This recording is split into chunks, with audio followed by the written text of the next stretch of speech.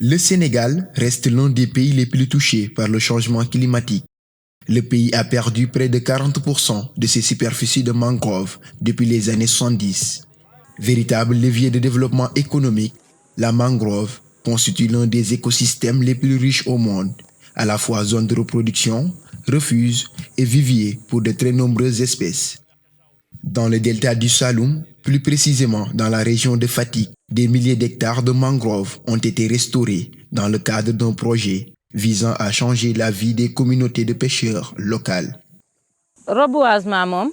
Le reboisement est très important. Si la mer aujourd'hui n'a pas pris notre village, c'est grâce au reboisement. Si rien n'avait été fait, la mer aurait détruit le village. Lorsque vous reboisez, vous voyez la boue dans la mangrove. La boue réduit la force de la mer. La mer ne peut plus attaquer le village.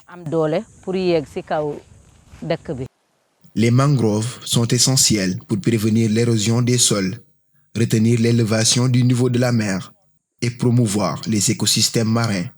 Mais au cours des 25 dernières années, l'Afrique a perdu près de 500 000 hectares de ses mangroves en raison de la sécheresse, de la déforestation et de la construction. Il est vraiment important de reboiser les zones autour du Sénégal avec des mangroves, car les mangroves constituent le dernier bastion de résilience pour des pays comme le Sénégal. Quand j'ai démarré cette entreprise, je ne savais pas grand-chose. Je ne savais pas que nous pouvions cultiver des huîtres.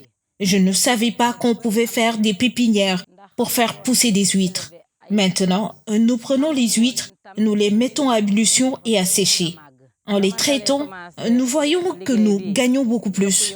Parce qu'une baignoire pleine d'huîtres séchées ne vous fait pas beaucoup de profit. Si vous le transformez et les mettez dans des pots, vous gagnez beaucoup plus.